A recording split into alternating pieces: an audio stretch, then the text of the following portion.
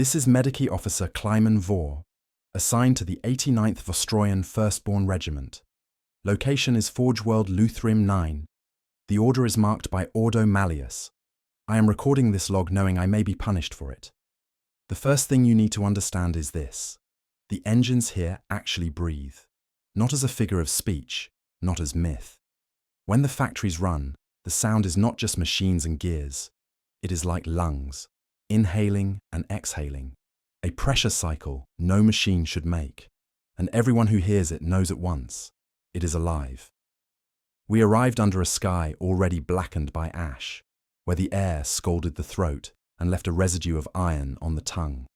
The Forge world had not seen open conflict for centuries, but rumours of irregularities had drawn the Inquisition's eye. My detachment was to establish field medici stations. A simple task, they told us. Routine. Yet the moment our boots struck the landing pad, I felt watched. The smog didn't move like wind.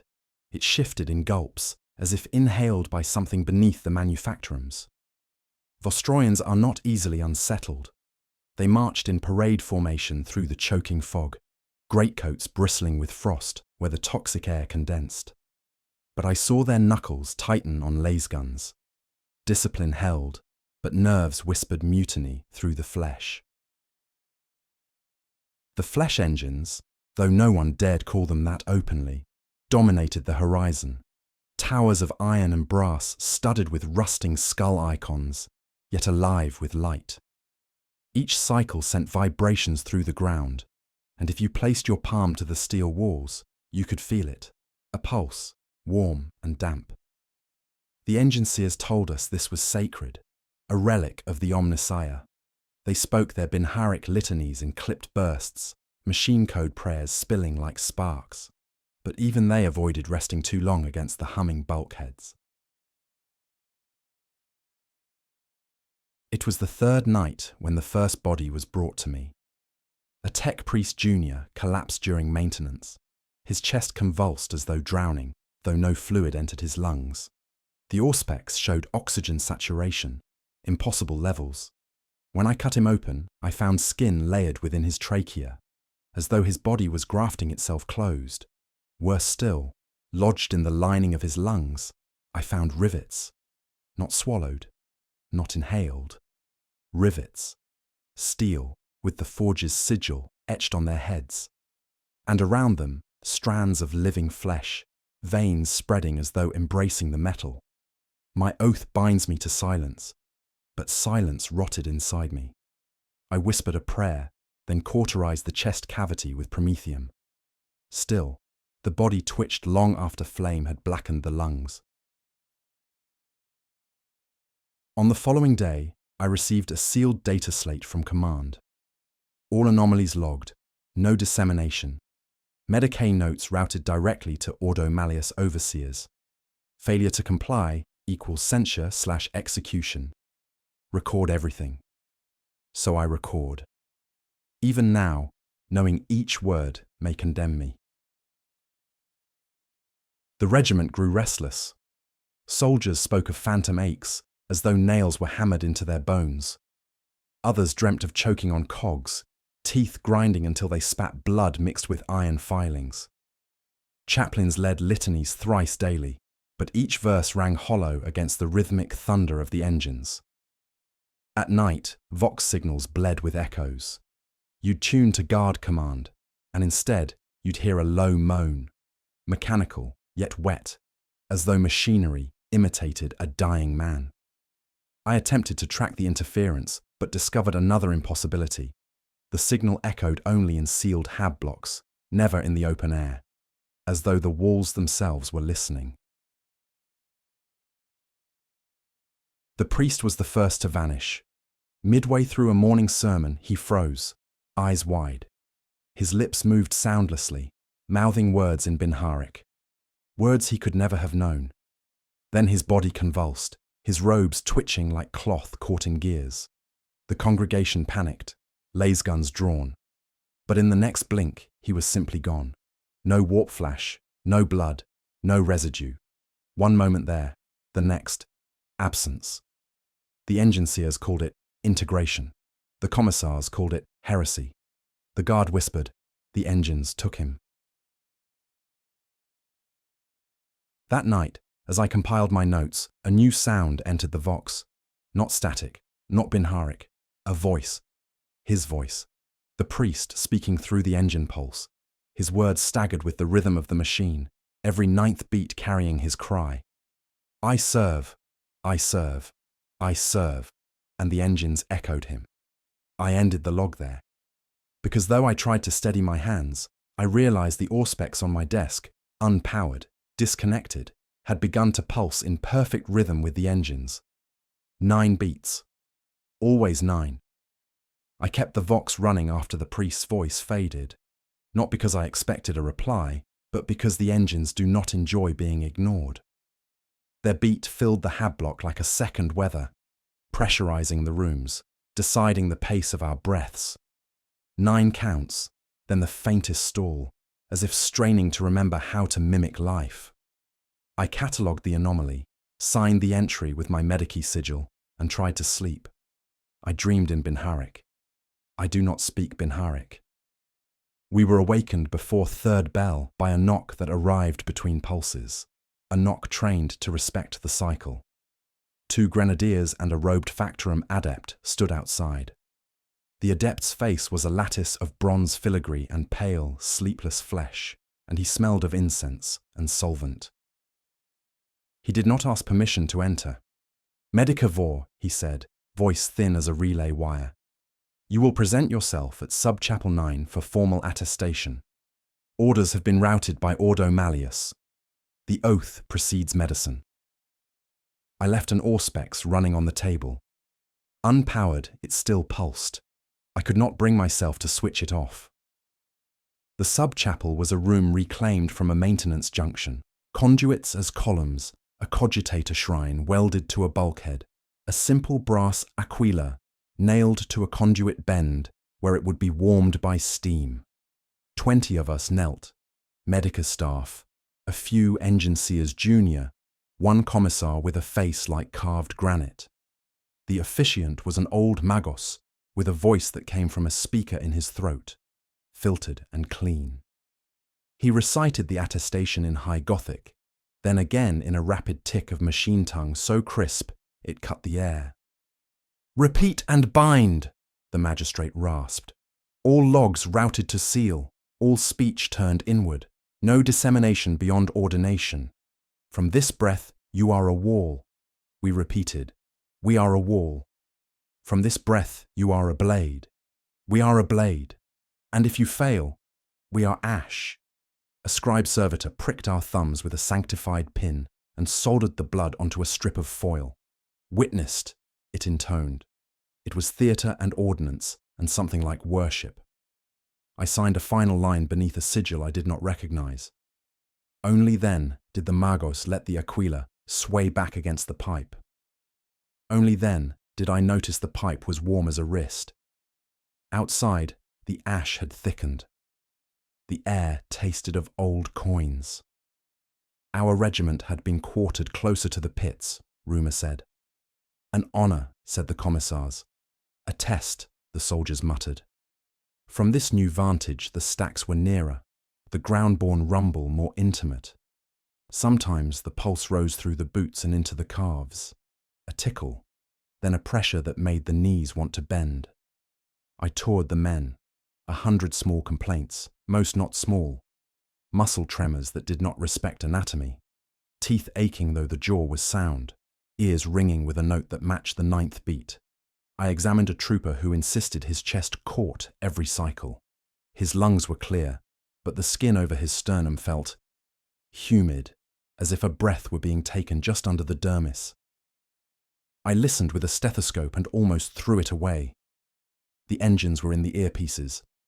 Not sound, not exactly, pressure shivering in a pattern that made the heart hurry to keep pace.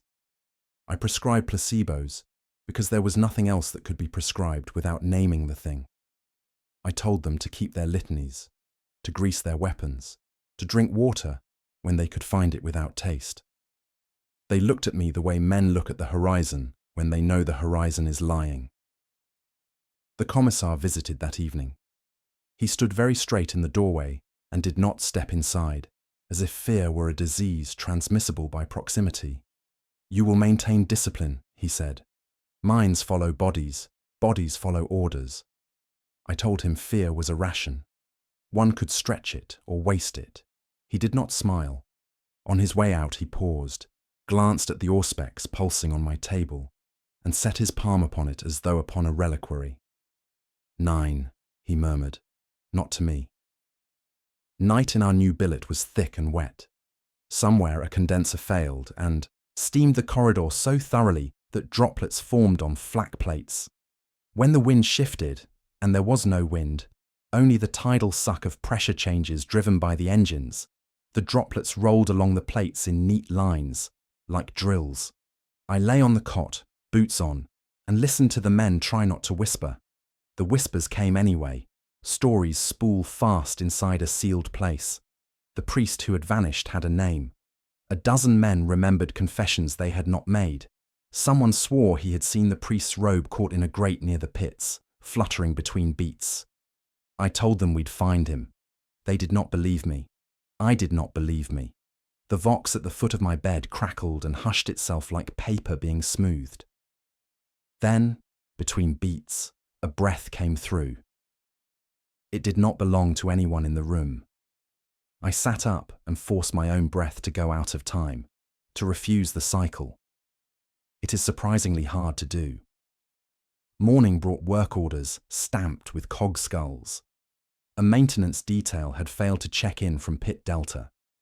A routine Medikey accompaniment was required, the kind of phrase that means, carry stretchers and don't ask questions.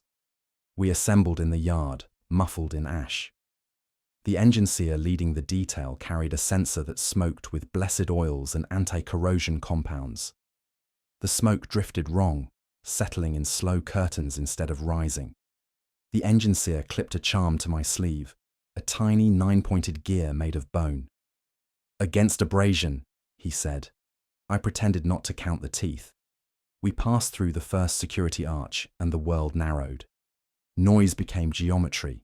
The beat pressed in from all sides, guided by conduit and strut, focusing itself into a tunnel of breath. I have been in hospital wards where the very architecture encouraged calm. Rounded corners, soft light, the illusion of choice. The pits were designed for obedience. The walls angled so you could not see more than 10 meters ahead. The floor plates were worn concave by generations of boots, the depressions full of grit that gleamed wetly. The lights flickered, but not randomly, a 9-light sequence darting ahead of us down the corridor like a signal fish. We found the first smear at junction 12, a dark line where oil and something thicker had been drawn along a conduit by a hand. I swabbed it onto a slide and did not look at the slide. The engine seer touched the stain with 2 fingers and whispered in Binharic, then made an exasperated sound that had no machine translation. "Unsanctioned contact," he said. "Sloppy." His servo skull flicked a light along the handprint, and we saw the faintest trace of ridges, a fingerprint, etched into the oil like a brand.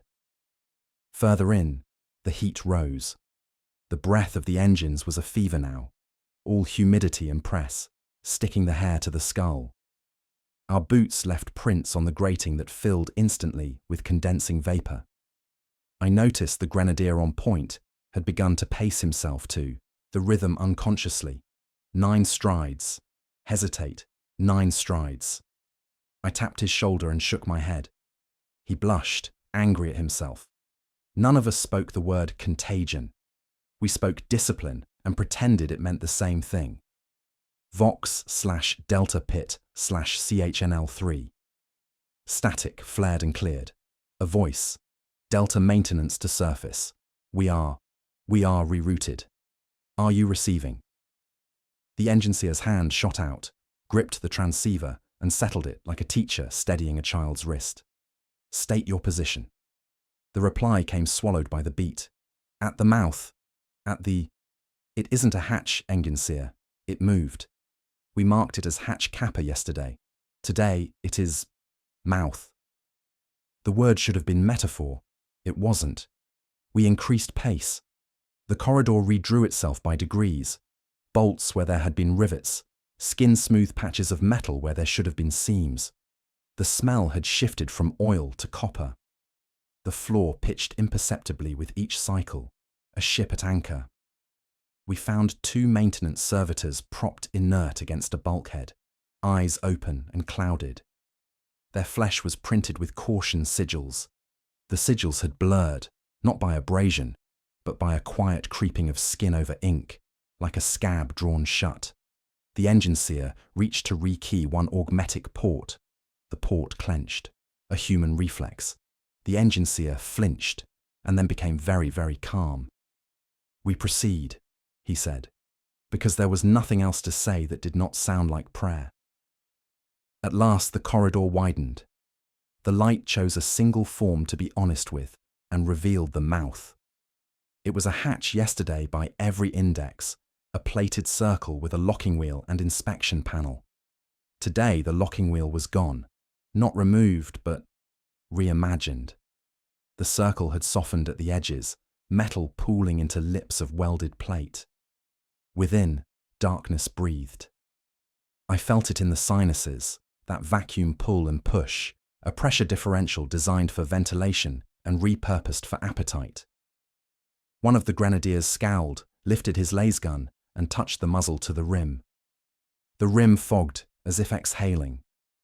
He recoiled, swore, and checked his glove. The glove was damp. The engines pulsed. On the 9th beat, the darkness within the knot hatch whispered, a sound thinner than thread, but unmistakably syllables. "I serve." It was the priest's voice again, but nearer, stripped of the echo that made it tolerable. It came with a wetness you could almost taste. The engine seer began a litany, the short corrective one used for stubborn ports. The syllables stuttered, as if spoken into a moving fan. The mouth drew a breath in. The lamps dimmed in sequence. My own lungs argued with me, tried to match. I forced them to rebel, to stagger the rhythm, and felt a hot needle of pain lance the left rib. Reflex is a kind of faith. It is hard to apostatize your own body. "Medici," the grenadier on point said, in a voice that wanted to be casual. "You're up." He gestured to a smear by the threshold. It was not oil, it was tissue. Not torn, not shredded, abraded, as if something had sanded skin down to a translucent layer and then spread it neatly on the metal like a decal. Tiny hair follicles caught the light. The edges trembled in the breath. I set my kit down and took out a scalpel. My hands are steady by profession. They were not steady now. The blade kissed the film and it lifted to meet it, adhesive and patient. It did not bleed. The underside was patterned with a fine lattice, regular as a circuit trace, too regular for any human dermis. I guided it into a specimen vial. It sighed. I am aware of how that sounds. I wrote the word anyway, later, in the log.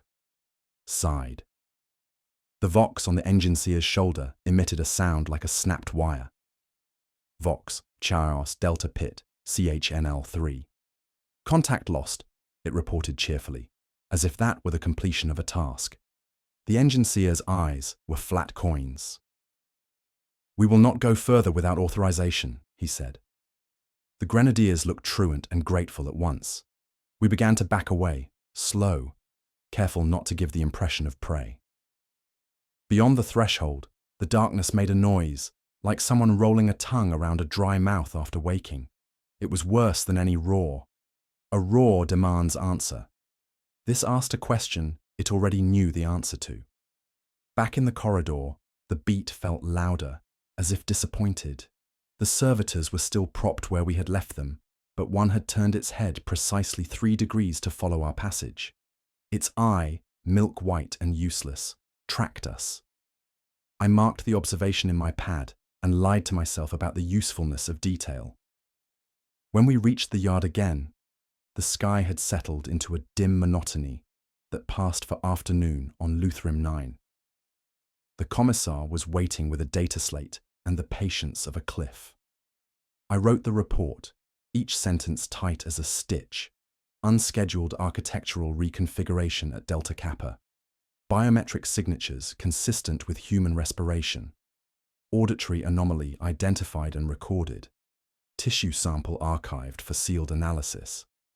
He read quickly, jaw ticking, then scraped his thumb along the slate's edge to sign.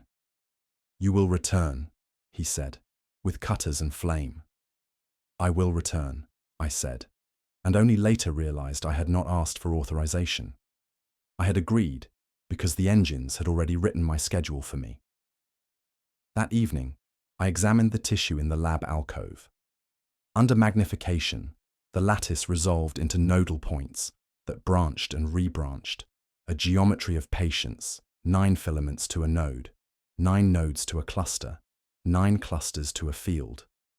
When I brought an electrode near, the whole sheet fluttered and tried to rearrange itself to meet the current. It failed this time, but the intent was obvious: adaptation.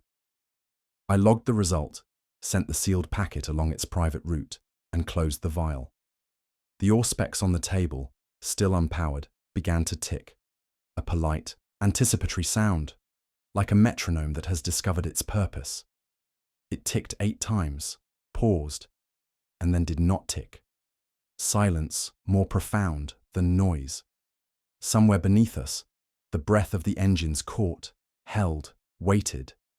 Something was going to change its rhythm to reach us better. The lab lights flickered in a sequence the engine seers would later call statistically impossible. I did not need statistics to understand the meaning. The Vox woke without a command. A voice came through, thin with distance and soaked in the pressure of the pits. "Medici vor, bring your tools, bring more vials, bring—" A wet swallow. "Bring fire. We found one of the maintenance crew. He is breathing. He has no lungs." I was already on my feet before the message ended, kit in hand, flame unit checked, mask seals tested. There was no need for orders now. The engines had provided them. I left the auspex ticking on the table like a heart that had learned to imitate a machine. I carried the kit back through the steaming corridors, every stride a rehearsal of discipline against the urge to run. The Vox had cut to silence after that single sentence. "He is breathing. He has no lungs." And silence inside the pits never meant absence, only compression, waiting for release. The grenadiers with me spoke less than necessary, their boots echoing too perfectly with the pulse. I kept my breathing staggered, though it pained me, though my ribs ached as if they were learning another rhythm. We found them at Junction Delta 5.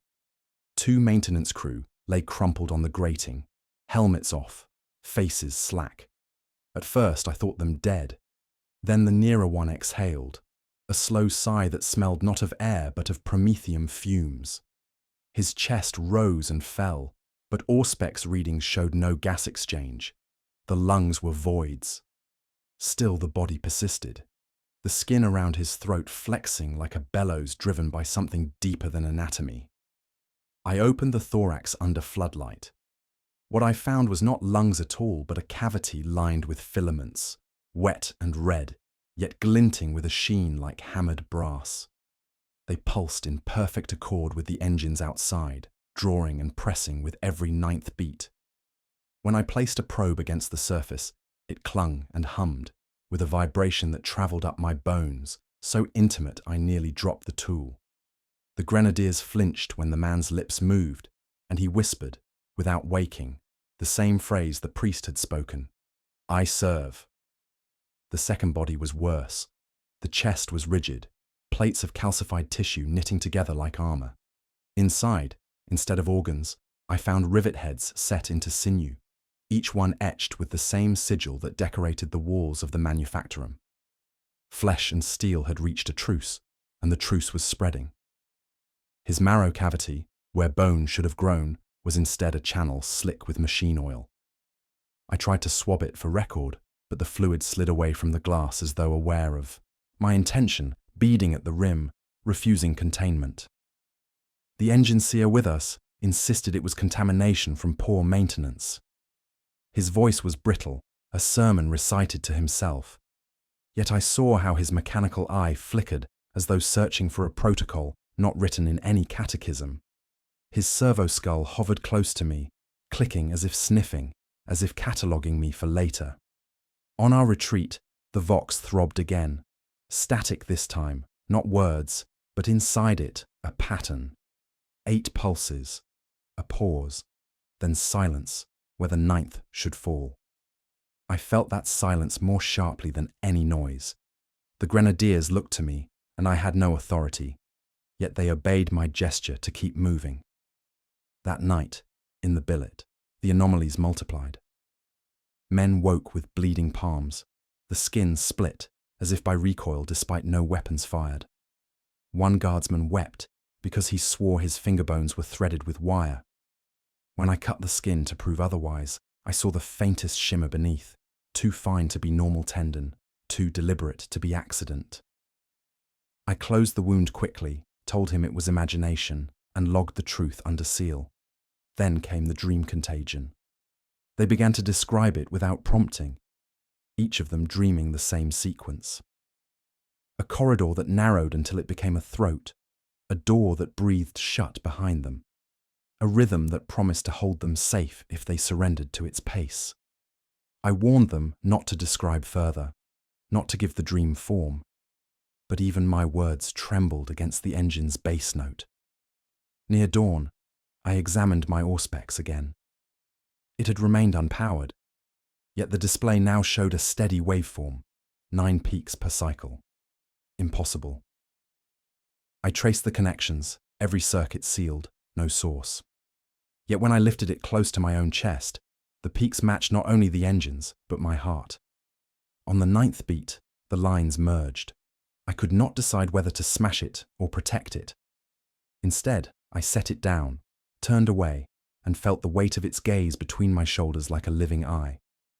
The commissar visited just after. His expression was hard, but his hands trembled when he laid a data slate before me. "Orders from above," he said. "Patrol into the manufactorum proper. We are to locate the missing priest, confirm status, and retrieve him if possible." His voice faltered on the last clause.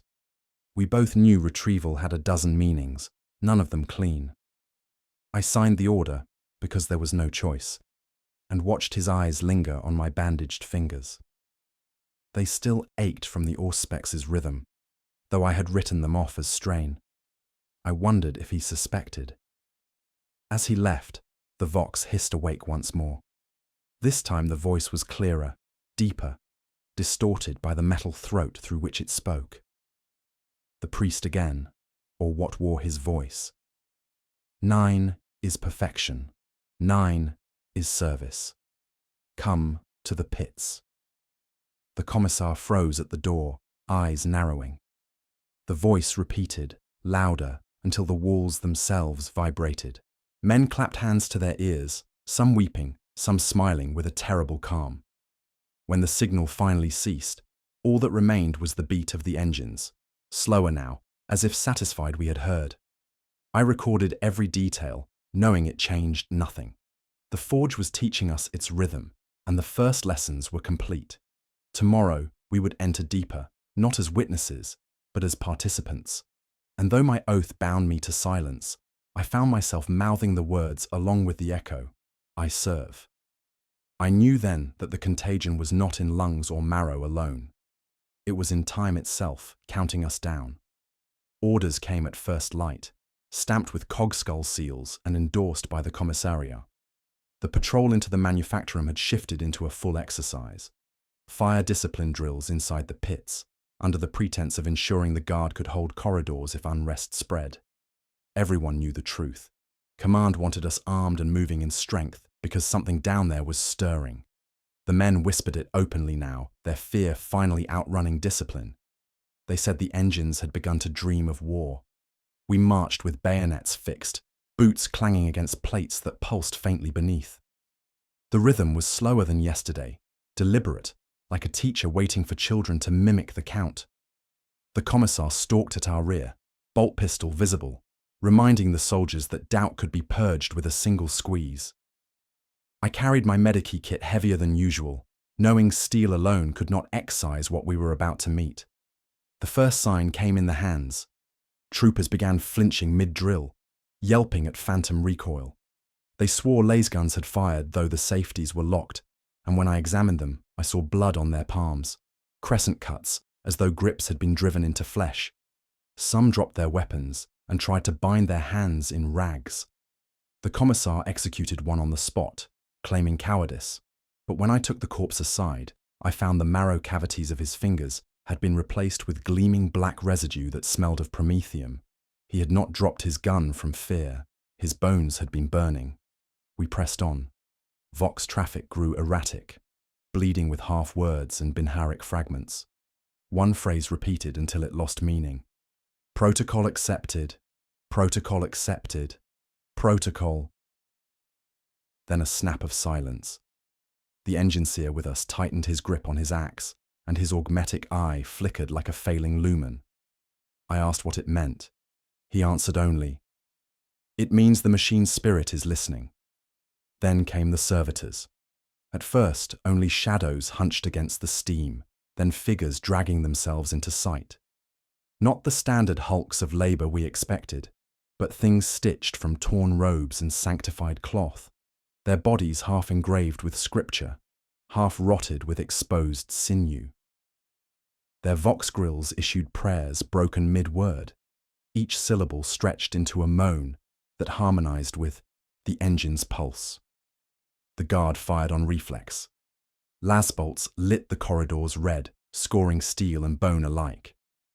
The servitors staggered but did not fall. Some advanced with holes bored clean through their torsos, viscera glowing as though coals had been set within. One dropped to its knees, voice box blaring a litany in reverse, then lurched forward again, faster than before. I clung to cover, dragging downed men back into shadow, cauterizing wounds as quickly as they opened. The air tasted of copper and ozone, each inhalation making me lightheaded. I realized it was not only blood. Every last discharge seemed to hang, suspended, as though the air itself did not want to relinquish the heat. The guard shouted litanies, tried to drown the hum with faith, but the sound was swallowed. Every verse bent toward the ninth beat, syllables forced into the cycle until their prayers became another engine song. I saw men's lips moving without consent, repeating the phrase even while firing. We fell back into a choke point, a corridor narrowing to a single hatch. The commissar ordered a last volley, bolt pistol roaring like thunder. One servitor's head vaporized against the wall, but its body still crawled forward on hands stripped of flesh. It spoke in a voice that was not its own, the missing priest again, syllables tearing through broken vox. "I serve." The commissar shouted for discipline, for courage, but his eyes betrayed it. He was shaking. He demanded one of the things be taken alive, a trophy for interrogation. Against all reason, the soldiers obeyed, pinning one of the shambling husks with shock mauls. I was called forward, ordered to sedate it, to prepare it for autopsy. I protested, but the bolt pistol in the commissar's hand made refusal impossible. I cut open its chest on the grating, men holding it down as it writhed. What lay inside was not new flesh, not machine grafts, but organs unmistakably human, still glistening and vital. They did not belong to the body pinned beneath me. They were whole and young, and I recognized the pattern of the bones, the faint scar on the left ventricle. They were the priest's. Every part of him we thought had been lost had been recycled into this blasphemy. The creature bucked violently, screaming words in no language, blood spraying in a fine mist that steamed on contact with metal. The squad reeled back, half blind. I sealed what I could in vials, though my hands shook. The thing's heart kept beating even after I excised it. It matched the engine's pulse perfectly. We carried the remains back, half mad with the stench. None spoke. Even the commissar was pale, lips pressed tight, as though afraid something might slip free if he opened them. The corridor walls seemed closer, damp with condensation, as though the manufactorum itself had been watching, waiting to hear how we would report. When we reached the billet, I sat alone with the heart in its containment vial. It did not slow. On the 9th beat, It twitched against the glass, as if testing the limits. I realized, with a chill I could not banish, that the engines were no longer dreaming. They were awake, and they were building themselves from us. The vial would not stay still on the table. Each time the engines thundered in the distance, the heart within jolted against the glass, a beat too strong for something without a body. I pressed a hand over it, feeling the rhythm shiver into my palm, and realized it was not struggling. It was trying to match me, to synchronize flesh to flesh. I wrapped it in cloth and locked it inside my kit, but even muffled it kept thudding, as though the pits themselves had found a way into my quarters. Sleep was impossible.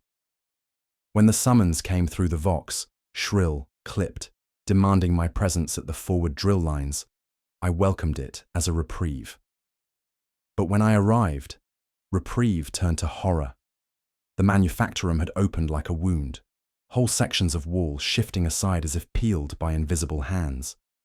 From the darkness poured servitors, not the laboring drones of industry, but things remade for war. They bore weapons welded into their limbs, scripture flayed into their chests, faces peeled back into perpetual screams.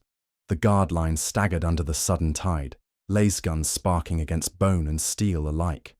I moved among the fallen, binding what could be bound, watching men die with expressions that were not theirs. Some of the dead twitched, even as I closed their eyes, lips moving to mouth words that echoed from the engine's pulse. I serve. When the commissar barked for volleys in formation, the men obeyed, but the recoil madness returned, hands bursting open, palms split by unseen impacts, fingers curling against phantom triggers. Their blood painted the grating, and still the enemy came. The noise of the engines swelled until it drowned every other sound, not just heard, but felt in the teeth, in the marrow. I realized with dawning dread that it was not the servitors who were advancing. It was the factory itself, its floor plates shifting forward like a jaw, driving them ahead as if spat from some colossal throat. The guard shouted to fall back, but retreat meant moving deeper into corridors that closed behind us, locking us in. We were herded. One of the things collapsed close to me, half its torso blown away by a frag charge. I knelt to see if it still clung to life, though the sight begged for denial. What I found beneath the shredded cloth made me cold. The tissue was unmistakably human.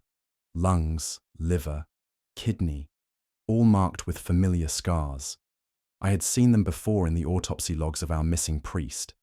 Piece by piece, his body was being reconstituted into these machines of devotion. His organs had become a template, replicated endlessly, as if the engines had decided a single priest was sufficient material to remake an army. As I worked, the thing's jaw snapped, words tearing from its ruined throat. 9 serve. 9 live. 9 return. The guard panicked, firing until the corpse was pulp, but the phrase had already sunk into the air, echoing as if the walls repeated it. My auspex, still switched off, lit itself in my satchel. 9 spikes, perfect cadence, like a metronome counting us down. The commissar demanded I keep one specimen intact for study. The men refused outright, refusing to touch the things even with gloved hands. In the end, it was I who bound what remained of the priest thing, strapping it down with chains meant for ammunition crates. Its eyes rolled to me as though in recognition. I forced myself to look away, though the weight of its stare followed me back to the billet. In the small hours, I made my report, voice hushed, though no one else was near. I described the factory shifting like ribs, the servitors born of flesh and faith, the heart in my kit that refused to still. I sealed the record and routed it through the inquisitorial channel. The return signal came almost instantly, though no overseer had ever replied so quickly before. A single phrase scrolled across the slate in Binharik. Continue extraction. Do not destroy samples. The vial in my kit thudded once, hard enough to make the latch jump. I pressed it closed with shaking hands and understood then that the order was not advice. It was anticipation. The Ordo already knew what was here. They wanted it awake. The reply from the Ordo haunted me more than the specimens ever could. Do not destroy samples. It confirmed what I had suspected since the first autopsy. They had not sent us here to contain the anomaly, but to cultivate it, to harvest whatever abomination lay inside the pits. That knowledge made every duty heavier, every report a betrayal of my men. Still, I followed the oath. Still, I recorded. 2 days later, she arrived. The Inquisitor. The landing was unannounced, her gun cutter descending through the ash storms without warning. Vox codes overriding every guard frequency. The commissar met her at the pad with the stiffest of salutes, but even his voice shook when he addressed her. She stepped from the craft, veiled in ash-grey robes, a mask of beaten silver covering her face from brow to jaw. No flesh showed except her hands, pale and ringed with augmetic filigree, fingers twitching faintly, as if they were forever writing invisible litanies in the air. She wasted no words on ceremony. "You will bring me the samples," she said, and the words seemed not to pass through vox or ear, but straight into the marrow, vibrating in rhythm with the engines. I obeyed before I could consider refusing, placing the vial on her palm. The heart within twitched violently, slamming itself against the glass until the entire kit rattled. She did not flinch. Instead, she whispered something too soft for me to hear. At her breath, the heart quieted, as if soothed. The guard watched from the square, murmuring prayers, some crossing themselves, others too afraid to move. She raised her hand, displaying the vial as though presenting a relic. "This is no contagion," she intoned. "This is inheritance, flesh without end. The forge remakes what the galaxy wastes. You will not question. You will guard." Her retinue, silent warriors masked in the same silver, stepped forward to ring her in a wall of stillness. That night, she ordered new rites, no more open sermons from the chaplains. Those, she claimed, had attracted the engine's hunger. Instead, she led the rituals herself, speaking litanies that sounded like scripture inverted. The guardsman repeated, hesitant at first, then smoother, until I realized with horror that their cadence matched the pulse exactly. The 9th beat was no longer resisted. It was welcomed. I tried to confront her, speaking in private. I asked if she knew what the pits were making of us. Her mask turned toward me, and in the glow of the lumen strips, I saw the faint shimmer of circuits beneath the silver, veins of light that pulsed in time with her voice. "I know," she said. "I came to ensure it continues." Sleep grew dangerous after that. Every night the men dreamed more vividly, their bodies jerking in unison with each cycle. A dozen of them began sleepwalking, standing in the corridors with eyes open, mouths moving in Benharic phrases none of them had ever learned. When woken, they had no memory, only a dull ache behind the eyes. I tried to keep logs of each incident, but when I returned to read them, words had shifted, phrases rearranged. One report ended not with my signature, but with hers, the same mark she had inscribed on the oath foil in the subchapel. On the 4th night, the vox crackled with a sound not unlike breathing. A message bled through, warped and layered, the priest's voice once again, but this time joined by dozens of others, overlapping, echoing. They chanted a litany I could not pass, but the cadence told me all I needed. The engines were no longer content with whispers, they had found their choir. When I reported this, the Inquisitor simply inclined her head. "They are listening," she said, "and they approve."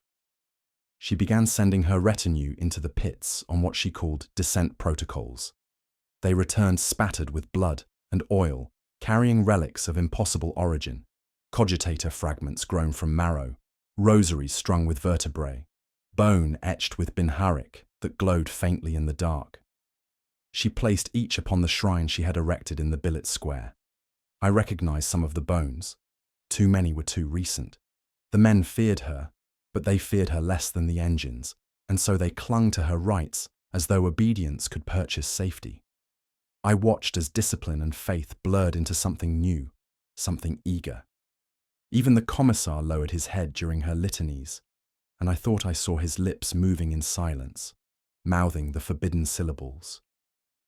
One evening, while she intoned her reversed prayers, the heart in the vial twitched with such force that the glass cracked. I lunged forward to contain it, but her pale hand rested lightly on my arm, stopping me. "Leave it," she whispered. "It is not breaking free. It is hatching." And when I looked again, I saw she was right. The fissures did not spill blood, but light, pulsing with the rhythm of the engines. On the 9th beat, the glow seemed to push outward, as though something inside was straining to see the world. That was the moment I knew containment was a word the Inquisition no longer remembered. Whatever lived in the forge had already claimed her, and if I did nothing, it would claim all of us in turn. When the crack in the vial widened and the light bled into the room like veins of molten glass, the Inquisitor declared it a sign that we were to descend deeper. She called it revelation, but I felt only dread. Her retinue prepared with solemn silence, packing relics and binding incense censers, while the commissar signed fresh orders that committed a squad of guardsmen and myself to accompany her. No one dared refuse. The men who once muttered against her now looked to her as if she were the only compass left. I watched their eyes when she passed. They lowered their gazes not from fear, but reverence. Already the forge had reshaped their loyalty. We entered the pits again, this time not on patrol, but as pilgrims. The engineers guided us through maintenance corridors where heat warped the air and the metal sweated as if alive. Condensation clung to our lashes, fat drops that tasted of copper when they slid into the mouth.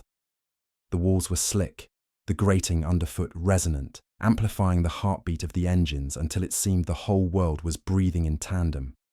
I tried to mark the path on my data slate, but the corridors shifted, bends where none had been, junctions that closed behind us.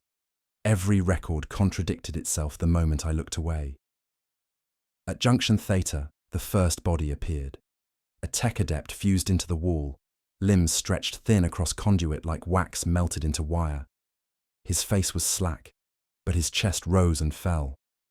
When I approached, I saw no lungs, no organs at all, just hollow space where ribs had spread like hinges. Yet still he breathed, the rhythm perfect, 9 counts each cycle. The guardsmen crossed themselves. The Inquisitor brushed ash across her mask and whispered, "Sanctified." Then she ordered us to move on. Further down, the heat grew unbearable, a fever pressing against skin and armor alike. The air stank of incense and blood, both too thick to distinguish. Each step felt heavier, as if gravity shifted with the beat. When the pulse struck, my knees bent involuntarily. An urge to kneel I had to fight with clenched teeth. Some of the soldiers faltered, bowing their heads before jerking upright with shame. The Inquisitor did not reprimand them. She only watched, as if measuring how easily their bodies submitted. We reached a chamber vast and echoing, lit by dripping conduits that glowed like veins of ember. At its center, suspended by cables that pulsed as arteries, hung a shape that I mistook for machinery until it twitched. A heart, colossal, larger than a tank, throbbed within a cage of brass and bone. Each beat sent a wave of heat through the room, a humidity that left us slick with sweat. It pumped not blood, but a dark fluid that smelled of both promethium and iron, spilling into reservoirs where servitors knelt to lap it like holy water. The guardsmen balked, some retching, others gripping weapons they dared not fire. The commissar hissed for silence, but his voice cracked and his bolt pistol wavered. The Inquisitor advanced with her retinue, spreading their arms as if in benediction. "The forge's heart," she intoned, voice steady, layered with echoes that were not her own. The source, the gift. I forced myself closer, though my skin crawled. The auspex in my kit lit of its own accord, the display blooming with readings beyond comprehension, heat, radiation, and something unmeasurable, labeled only anomaly. Each spike aligned with the 9th beat, the waveform jagged yet precise, as if broadcasting through flesh itself. One of the guardsmen stumbled too close to the fluid pool. His boots slipped, splashing the black ichor across his greave. He screamed, not in pain, but in ecstasy, as the liquid hissed into the plates and spread like veins beneath the armor. His pulse leapt to match the engine's, eyes rolling back as he fell to his knees, chanting words none of us had taught him. Others rushed to pull him away, but the Inquisitor raised her hand, halting them. "Do not interrupt. He is chosen." The guardsman's flesh warped before our eyes, muscles knotting, bones stretching as his voice broke into static.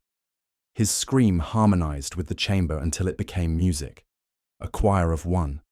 Then, with a sound like tearing parchment, his chest split, ribs opening as wings of steel sprouted outward. He did not fall dead. He rose, remade, bowing before the suspended heart as if in gratitude. The squad broke. Some turned to flee, only to find the corridor we had come through sealed shut with smooth, sweating metal.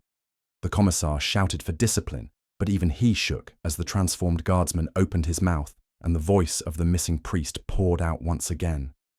"I serve." The Inquisitor knelt, mask lifted just enough to press her lips against the air that bled from the heart. Her voice joined his, soft and fervent, and I understood in that moment she had never come to stop this. She had come to ensure its survival. The heat surged again, oppressive, suffocating, and I realized with horror that the heart had changed its cadence. No longer 9 steady beats. It paused, hesitated, then struck a 10th. The silence that followed was not relief. It was expectation. Something beneath the rhythm had just shifted, and it was waiting to see if we would follow. The 10th beat echoed, inside me, long after it faded from the chamber. It was wrong, not just because it broke the rhythm we had come to fear, but because it felt deliberate, as if the forge were testing how far it could bend the law of existence before we shattered. The guardsmen clutched their ears, some crying out, some swaying on their knees as though the sound itself had entered their bones. The commissar tried to bark orders, but his words came too slow, each syllable dragged into the cadence like prey caught in a current. I steadied him with a hand, though my own chest was rebelling, heart hammering to catch the new tempo. The Inquisitor raised her arms in triumph. "You hear it," she declared, voice layered with tones that were not her own. The revelation, the truth, breaking through. Her retinue repeated her cry in unison, metallic voices bending into harmony. For the first time I saw their masks clearly, and realized they were not masks at all. They were faces plated with silver, flesh long since surrendered to the rhythm. The colossal heart pulsed again, slower now, heavy, every contraction accompanied by the hiss of black ichor into the reservoirs. The transformed guardsman still knelt at its edge, his new limbs twitching in ecstatic spasms. I dared a step closer and saw that his ribs, spread like wings, bore inscriptions. Not scars, not random growths, but writing, etched deep as if by a careful hand. The words were Binharic, repeating endlessly, prototype, template, seed. I staggered back, bile rising. It was not just remaking us into soldiers. It was manufacturing a design, perfecting a pattern. The priest's body had been only the beginning. Now it was refining, learning, improving with each victim. I turned to the Inquisitor, demanding to know if this was what she had sought all along. She answered without hesitation, her silver-lit eyes burning through the mask. "Yes. Do you not see? The Imperium wastes flesh in wars without end. Here is eternity. A body that fails is remade. A soul that breaks is returned. No attrition, no loss. The Omnissiah's truest gift." Her conviction might have swayed weaker men, but I could not forget the screams, the trembling lungs with no air, the marrow turned to oil. This was no gift. It was consumption dressed in liturgy. Yet I dared not speak, for the guardsmen were listening, and too many already leaned toward her words. Too many wanted to believe there was salvation in obedience. The auspex in my satchel flared again. I tore it free, and its screen was filled with a signal. 9 peaks, then the new 10th, jagged and brilliant. Across its surface appeared shapes, fractals that writhed and repeated, until I realized with horror they were not patterns, but maps. Maps of Luthrym itself, veins of manufactorums and conduits forming a body. The forge was alive, not in metaphor, but in design. The whole world, its organism. The heart we stood before was only one of many. The planet was its flesh. We were inside a titan of forgotten origin, dreaming itself awake. I tried to close the auspex, but it refused, light burning through the casing until my gloves smoked. I hurled it to the ground, and it shattered into sparks. The Inquisitor laughed, a sound both joyous and mournful. It shows itself to you because you record. You have been chosen to witness. Your silence is obedience. Your words are scripture. Her voice was drowned then by another, vast and hollow, rising from the walls themselves. The priest's voice, multiplied by hundreds, carried through conduits and vents until the whole chamber vibrated with it. We are not machines. We are becoming. The words shook bolts loose, rattled weapons from hands, made the floor plates buckle as if trying to kneel. The commissar fell to his knees unbidden, his bolt pistol clattering across the grating. His mouth moved, repeating the chant, though his eyes streamed tears of terror. I lunged to pull him up, but the Inquisitor's retinue barred my way, their limbs moving in perfect synchronicity, silver faces expressionless. She watched me with something like pity. You cannot fight it, Medicae. You can only record what it was always destined to be. The chamber shook violently then, a convulsion of the colossal heart as it slammed its beat into the walls. The pools of ichor foamed, and from them rose new forms, still glistening, still unshaped. Not servitors, not guardsmen, but something between, their bodies half-formed, twitching as if unsure what anatomy to wear. They groped blindly, mouths open, exhaling vapors that tasted of blood and burnt oil. The guardsmen broke into panic, some firing wildly, some collapsing to their knees, others running only to find every exit sealed. Lasbolts lit the fog, but the shapes only grew, feeding on the heat and chaos. The transformed soldier lifted his head and spoke once more in the priest's voice. 9 serve, 9 rise, 10 ascend. That phrase repeated through the chamber, through every conduit and vent, until the whole forge echoed with it. My heart tried to match, stumbling into that unnatural 10th beat. I pressed my hand against my chest, as if to strangle it, but it would not stop. The world itself had changed rhythm, and our bodies were scrambling to follow. And as I fought to hold my breath out of time, I understood with sick certainty that we had passed the midpoint. The engines were no longer content to whisper, no longer content to test. They were revealing themselves, piece by piece, and what they meant to make of us was only beginning to unfold. The phrase, 10 ascend, would not leave the air. Even when the echoes died and the chamber steadied, the words remained in the mouth like a taste that would not wash away. The guardsmen who had panicked into firing now slumped in silence, their eyes glazed, weapons hanging loose as though emptied of will. Others knelt unbidden, not from devotion but exhaustion, their bodies too synchronized with the rhythm to resist. I tried to rally them, shaking shoulders, shouting names. But each time the colossal heart pulsed, the men moved in tandem, like marionettes tugged by an unseen string. The commissar staggered upright, his uniform soaked with sweat, lips torn raw from the chant he had bitten back. He retrieved his pistol with trembling fingers and pressed it under his jaw. I wrenched it away before he could fire, the shot scorching a line through the wall. He looked at me, not with anger but gratitude, as if death had been the only courage left. I realized then the forge had already broken him. Discipline was ash in his mouth. The Inquisitor raised her hand, and the chamber fell still, even the malformed creatures in the ichor pools freezing mid-motion. "The 9th cycle is fulfilled," she said, her voice ringing with mechanical harmonics. "The 10th has begun. You stand at the threshold of ascension." She turned her mask toward me. "And you, Medicae, will chronicle it. The record must live, even if you do not."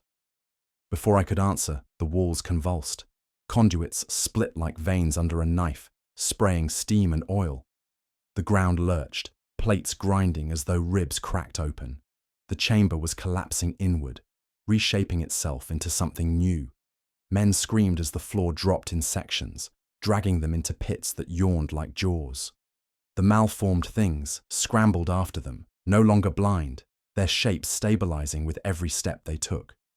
One reached me, its hand not claw or fist, but a trembling mass of muscle threaded with wire. It touched my sleeve, and in that instant, I saw flashes of memory that were not mine. Generations of men dragged into the pits, their bodies broken down and rewritten into the cycle. The forge had been feeding for centuries. We had only stumbled upon its next growth. I severed the thing's hand with my scalpel, the blade slipping through flesh too soft to resist. It did not cry out. It only looked at me with something like sorrow, and then collapsed into fluid that steamed across the plates. The Inquisitor's retinue closed in around her as the heart thundered again, louder than artillery, spraying black ichor across the chamber. Each droplet that struck metal hissed into new growths, tiny nodes pulsing like embryos. The manufactorum was no longer producing weapons or servitors. It was reproducing itself. The commissar, wild-eyed, shouted for an airstrike, for exterminatus, for anything that could burn this place to ash. His vox cracked with static, the channel strangled by interference. Still he called, broadcasting coordinates, screaming into the storm of signals. At last an answer came. Not authorization, not salvation, only a denial. The High Lords had reviewed the request. The forge was too valuable. It was to be preserved at all costs. His scream of rage cut short when the Inquisitor's hand settled on his shoulder. She leaned close, whispering in a language I could not understand. He stiffened, eyes wide, then dropped his pistol and knelt at her feet. His face was slack, emptied of resistance. The men saw it and broke. Some turned their weapons on themselves, lasfire punching neat holes through skulls before the rhythm could claim them. Others charged the ichor pools in desperation, bayonets flashing, only to be dragged down and remade before our eyes. Their screams bent into chants as their bodies twisted into new shapes. I dragged who I could into a corner, binding wounds with rags already soaked through, whispering litanies not from the ministorum, but from memory, scraps of my mother's prayers, anything that might remind me I was still human. The Inquisitor extended the cracked vial, the heart within pulsing brighter now, shedding its glass prison in shards of light. It had not died, it had gestated. The glow spread across her fingers, fusing metal to flesh until her hand itself throbbed with the same rhythm. She lifted it high, the chamber trembling, and the colossal heart answered with a roar that shook the forge to its foundations. In that moment, I understood we were past containment, past survival. This was no longer an anomaly. It was an awakening. The forge was not a factory, not a relic. It was a living cathedral, a god in chrysalis, and the Inquisition had chosen to serve it. The commissar knelt. The men were broken. Only my records remained, a fragile defiance against the tide. The floor split again, tearing open a fissure that breathed hot vapor into our faces. The heart slammed its beat once more, not 9, not 10, but 11. A new law of rhythm, a new reality, forcing its way into ours. And as the soldiers clutched their ears and the walls themselves moaned with strain, I realized the forge had only just begun to count. The 11th beat had no echo in the human frame. It jarred through the marrow like a blow from within, snapping men into seizures, bending spines against their own strength. Those who fell writhed in synchronization, their limbs jerking on the new count, while the unlucky few who resisted, only screamed until their throats split raw. The forge had introduced another law, and our bodies were being broken until they conformed. The chamber convulsed again, plates folding and locking, corridors sealing and opening in new alignments. We were herded downward, the weight of the manufactorum grinding above us like shifting ribs. Even the light followed the rhythm, lumen strips stuttering 11 times before plunging us into darkness. I carried the wounded in silence, every step echoing too loud, every breath threatening to sink with the wrong beat. The air was wet, heavy with steam, and each inhalation dragged copper across the tongue. We emerged into halls that no chart had ever shown, cathedrals of bone-white plating veined with rusted brass, arches twisted into shapes that resembled ribs more than architecture. Icons hung where banners should have been, not the aquila or the cog, but half-formed symbols, 9-pointed, then 10, then 11, each superimposed on the last until the eye slipped away rather than comprehend. The men whispered prayers, but even their mutters slid into cadence, syllables clipped to fit the new rhythm. I wanted to hush them, to beg them not to feed the sound, but I dared not speak.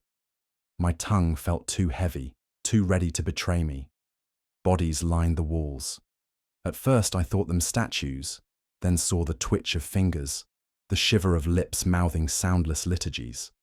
Adepts, guardsmen, civilians, fused to the plating as if melted there, their faces slack, their chests still rising and falling in time. Some wore expressions of bliss, others terror, but all had been claimed. The forge was not killing. It was integrating, sanctifying every form it touched. One guardsman in our number collapsed at the sight, sobbing into his hands. When we pulled him up, his palms bore sigils not inked, but grown into the flesh, tiny gears etched where fingerprints should be. He bit down on his tongue until blood filled his mouth, trying to silence himself, but the blood only dripped in rhythm, 11 drops, before the wound closed on its own.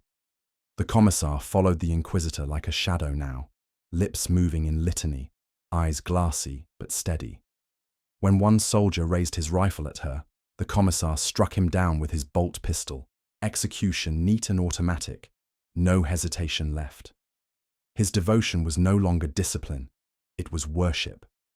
We descended still further, the path narrowing, the air hotter, until at last the walls opened into a sanctum, unlike any forge or factory I had known. The floor was carved not of steel, but of something softer, porous, like bone soaked in oil. Pools of dark fluid reflected the light of braziers that had no flame, only steady, beating glow. And at the chamber's heart, rising high into shadow, was a column of flesh and brass entwined, cords that pulsed as if pumping life into the planet itself. There, kneeling before the column, was the priest we had lost. His robes hung in tatters, skin stretched tight over bones, yet he did not wither. His eyes burned with machine light, and his mouth moved in ceaseless prayer that merged seamlessly with the thrum around us. His voice was the chorus I had heard in the Vox, the template the forge had chosen to copy. When he lifted his head, the sound of the engines swelled in greeting, a breath rushing through conduits, warm and wet. He looked at me, and though his mouth spoke only litany, his eyes were alive with recognition, not accusation, invitation. The guardsmen fell to their knees, some willingly, some dragged down by exhaustion, but all bowing before the priest as though he were a saint. The Inquisitor lowered her mask and joined them, forehead touching the bone floor, her silver-veined hand pressed to her chest in reverence. I alone remained standing, my legs trembling, my breath fighting to stay apart from the rhythm. The auspex I had smashed was gone. But still I felt its ghost against my ribs, a phantom device that pulsed not in my kit, but inside my chest. My own heartbeat was faltering, slowing, reaching toward 11. And in that silence before the next convulsion, I knew with terrible certainty that the forge did not intend to consume us as fuel. It intended to ordain us, to consecrate us into its body, one by one, until the world itself was choir and heart. We had not discovered its secret. We had been brought here to complete it. The priest's voice wove through the chamber like smoke, a continuous stream of binharic syllables that seemed to etch themselves into the walls. The column of flesh and brass pulsed with each phrase, as though his words were fuel, prayer turned into circulation. The guardsmen who had knelt now joined him, their mouths moving with the same cadence, their eyes unfocused but serene. Even the commissar, who once barked orders with iron conviction, swayed like a supplicant, his pistol dangling forgotten at his side. The Inquisitor rose from her kneel and extended her hand toward the column. Her silver-veined fingers glowed faintly, the light sinking with the forge's pulse until it was difficult to tell where she ended and the machine began. She turned her masked face toward me.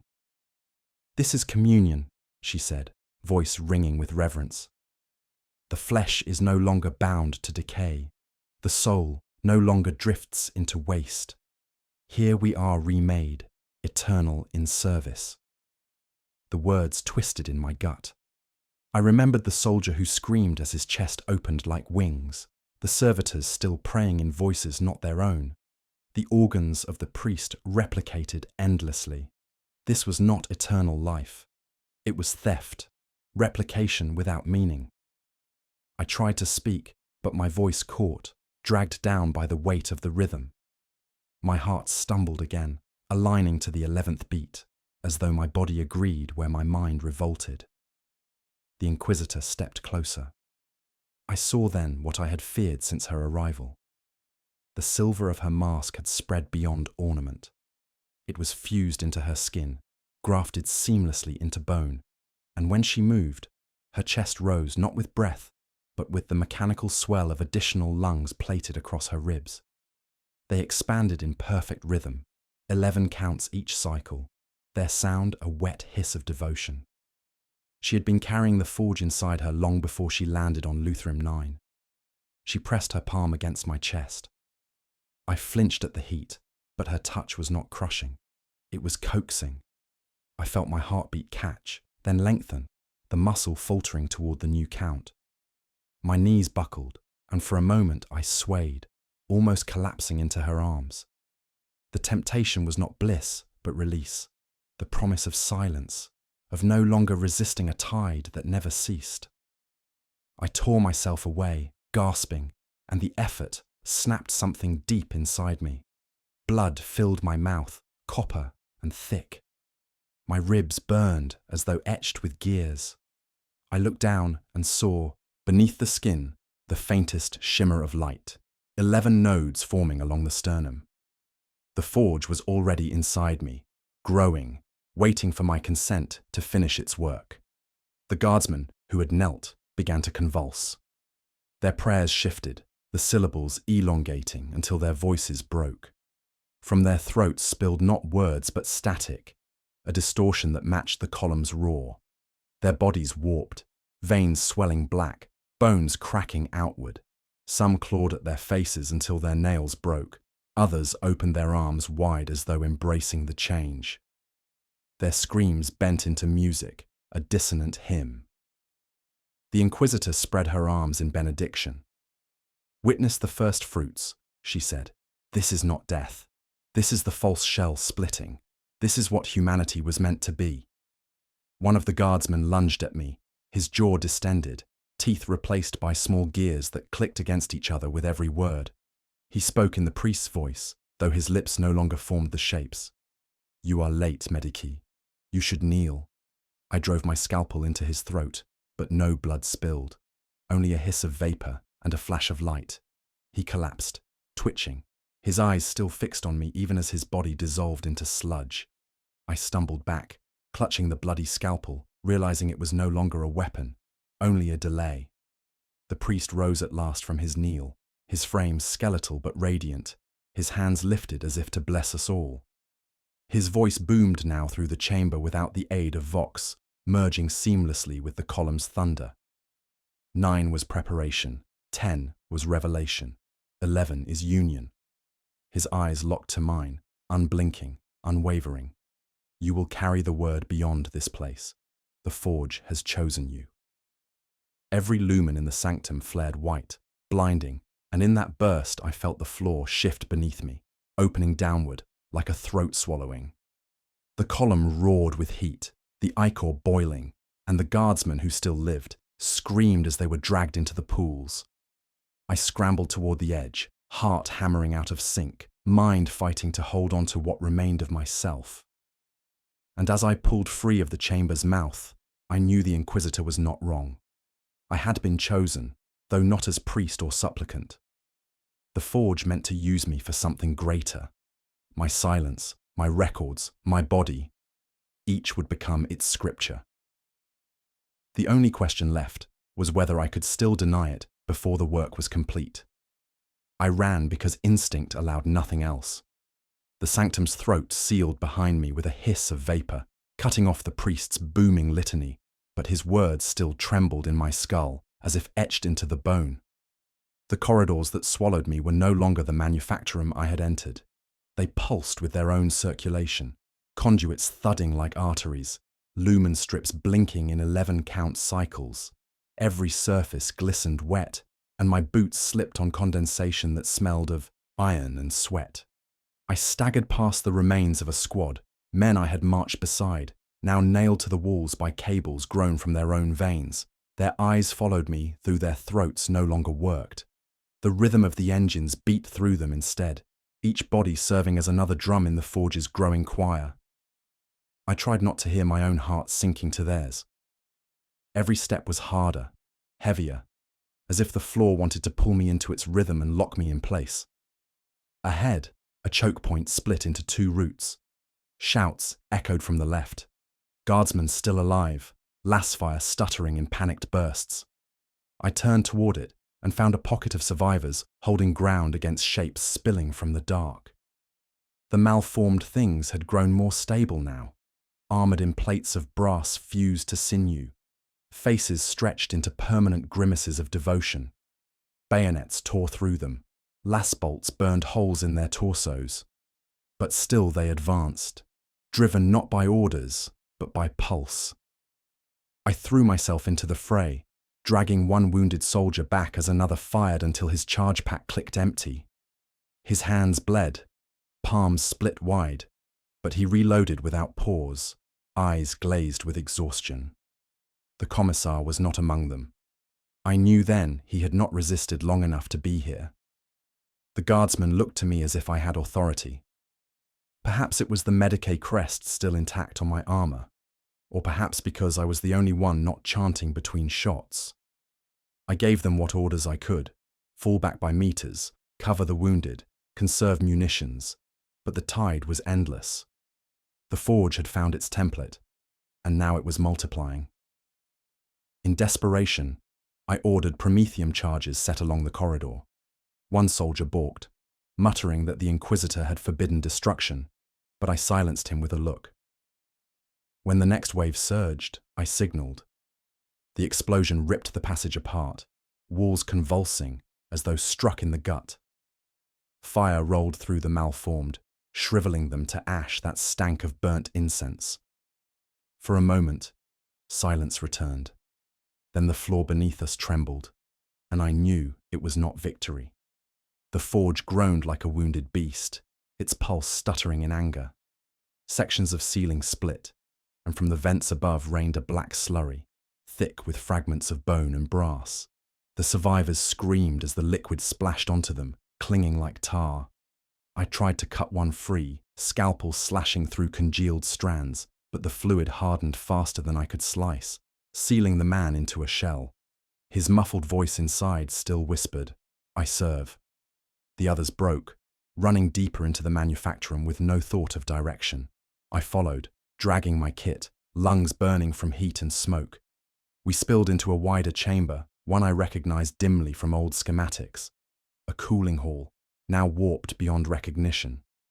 What should have been coolant reservoirs were instead filled with ichor, steaming and alive with movement, and across the floor lay the bodies of more guardsmen, some half transformed, their limbs writhing against themselves as if unsure of which shape to take.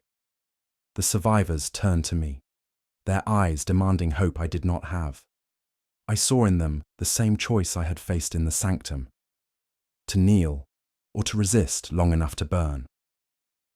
I chose the fire. I told them to prepare the last of their charges, to set every reservoir alight. Some nodded, grim and silent. Others hesitated, lips already shaping the litany. I did not wait for consensus. I tore a charge from its casing, lit the fuse, and hurled it into the nearest pool. The explosion was a sun-contained, roaring heat that turned ichor to vapor and bone to shards. The forge screamed, not in sound but through the air itself, a pressure that made teeth crack and eyes bleed. The chamber convulsed, walls bowing inward, conduits bursting into sprays of liquid fire. In that chaos I realized there would be no survival, only delay. The forge was too vast, too integrated with the planet itself. But if the heart could be ruptured, if even one of its organs could be torn from its rhythm, perhaps it would falter long enough for the galaxy to forget this place. I rallied those still standing, my voice raw, ordering them to carry their charges deeper into the sanctum where the column had pulsed. Their faces were pale, their eyes haunted, but a few obeyed. Others stayed behind, already sinking to their knees, their mouths moving with the rhythm that would soon claim them.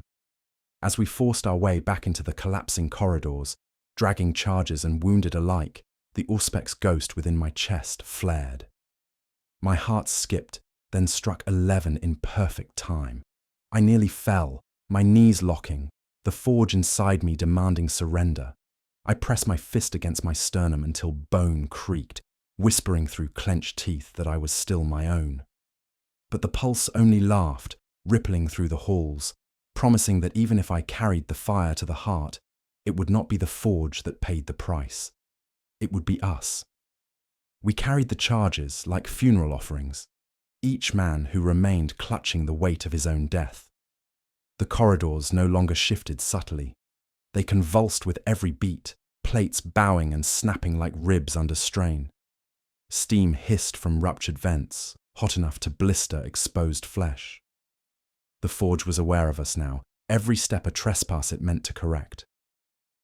The path twisted back toward the sanctum, though none of us guided it. The manufactorum was drawing us in, funneling us toward its heart, like blood toward a wound. The men whispered of inevitability, of futility, but their hands still tightened around the detonators. Perhaps that was enough. Perhaps resistance did not need hope, only momentum. We broke into the sanctum once more, the great column of flesh and brass rising higher than before, swollen, trembling, as if struggling to shed its cocoon.